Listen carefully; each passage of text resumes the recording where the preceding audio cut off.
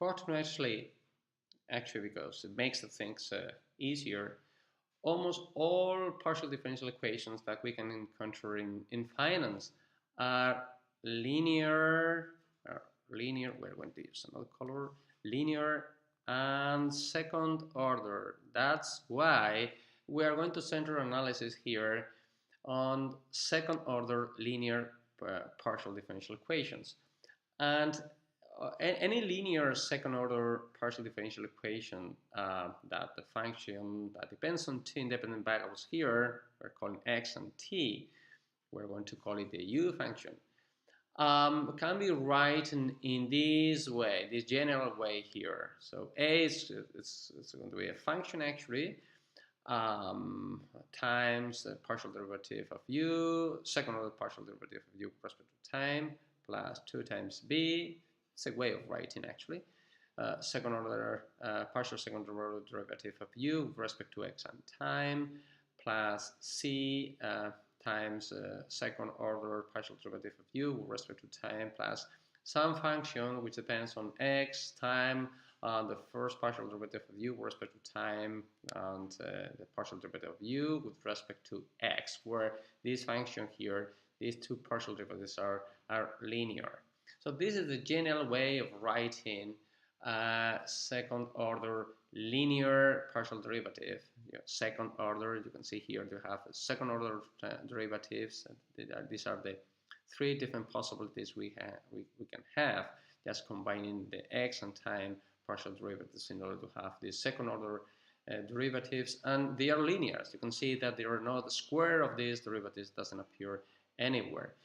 So actually these kind partial derivative equations can be classified in a very interesting way, because they do have like quite pretty much a different type of solutions. These are the kind of three different categories we can consider when analyzing the second order linear partial differential equations.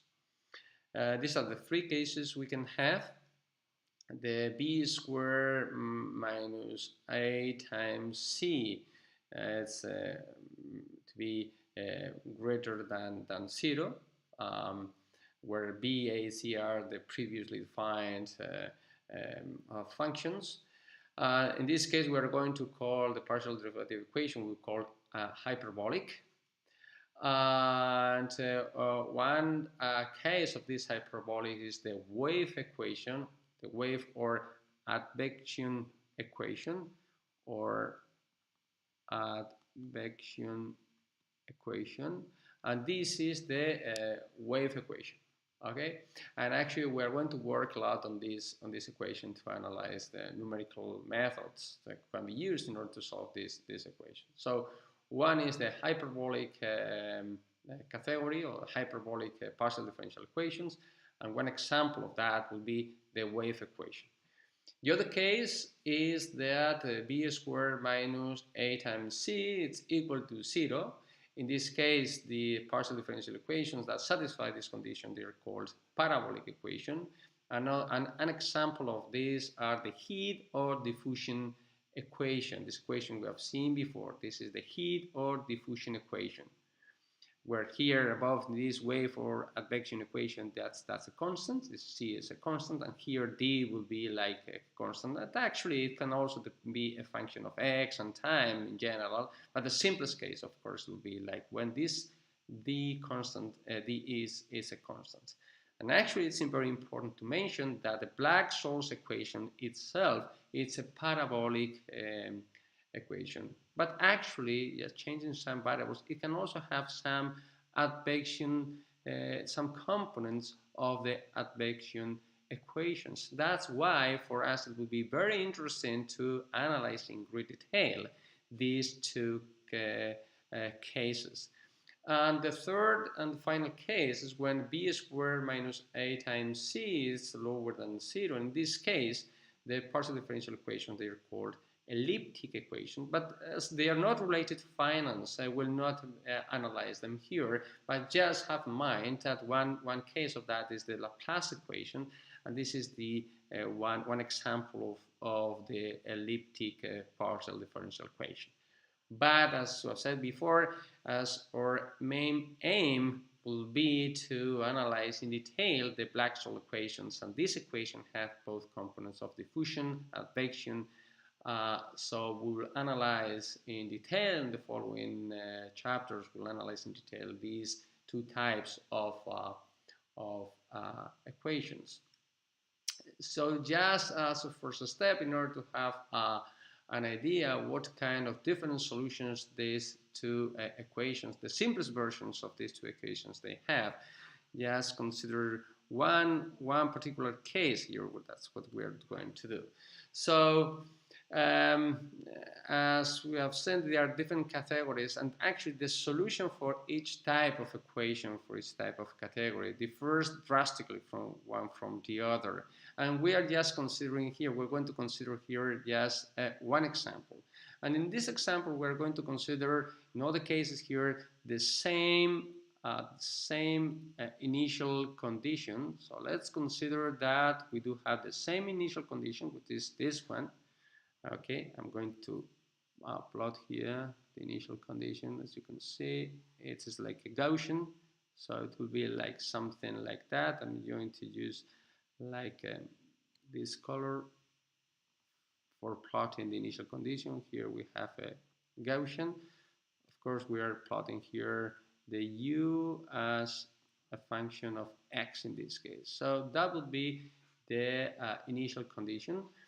And the aim will be to, and besides that, the boundaries, let's consider that this is free, which basically means that the derivative of this u function is 0 at the boundaries. In this case, the boundaries are going to be very far from the origin. Let's consider they are located at minus, plus infinity, and minus infinity. So very far from the origin. So that's what they're called free boundaries. Again, that the derivative of the u function at the boundaries, it's 0. So considering that we do have this initial condition, the aim will be to analyze what kind of solutions we have when this function evolves according both to the wave equation and to the diffusion equation. Here, actually, as these equations, the simplest version of these equations are pretty much simple, so they can actually be solved in this case analytically. And is this here, we do have the analytic solutions. These two are the analytic solutions, even though here in the diffusion equation it's just it appears in terms of an integral. It's much more complicated form, at least it has some analytic form.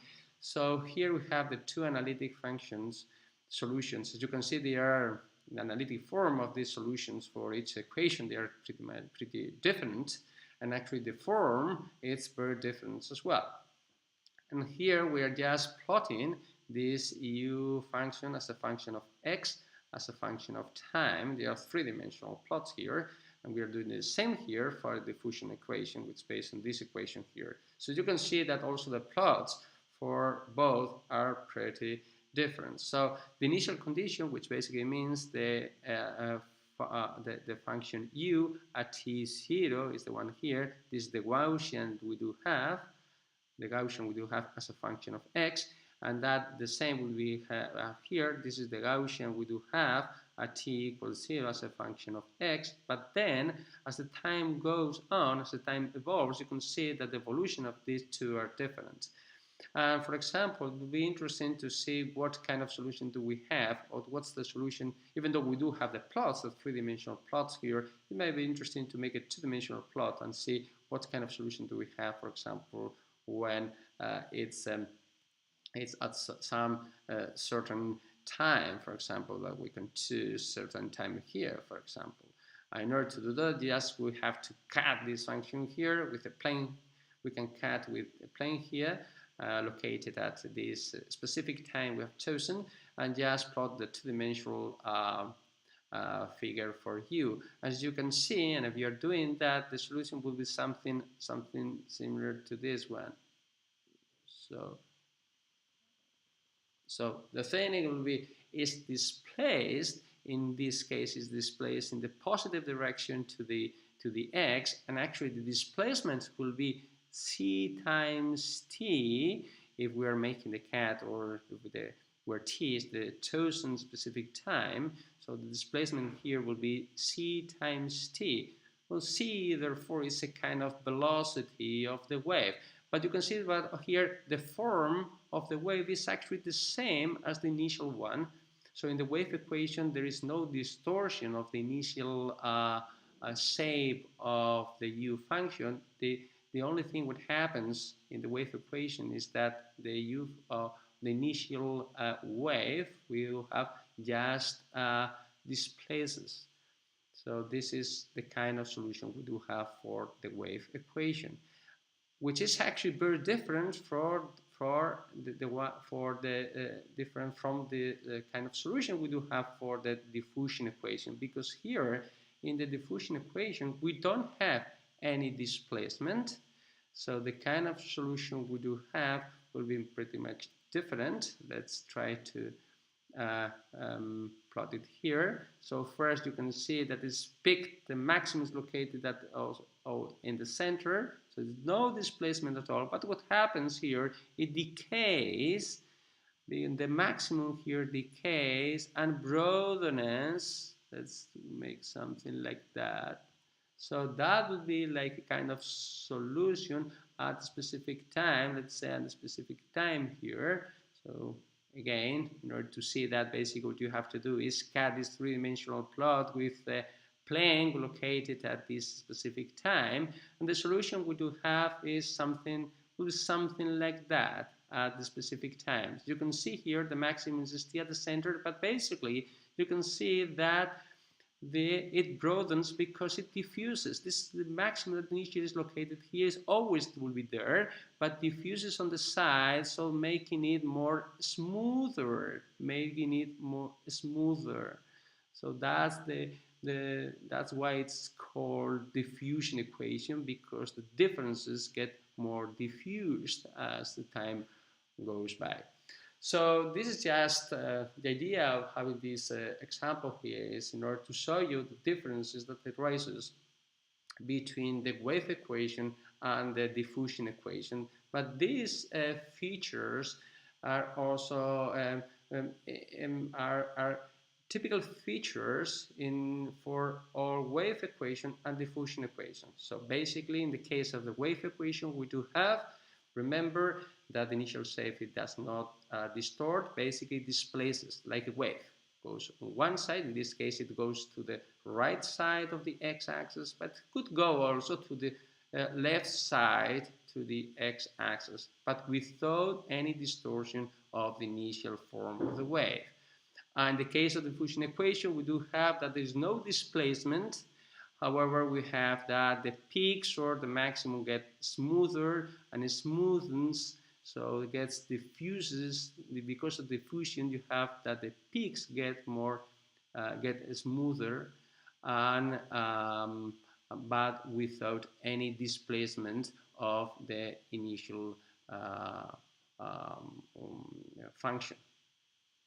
So here basically in this presentation we're making a classification of the different partial differential equations, and just explaining why we are going to center the following in the analysis, in the numerical analysis, on both of the wave or advection equation and on the other hand the diffusion equation. And we are doing that because Black-Scholes equation has both components of the wave equations and the diffusion equation, even though it's mainly a parabolic.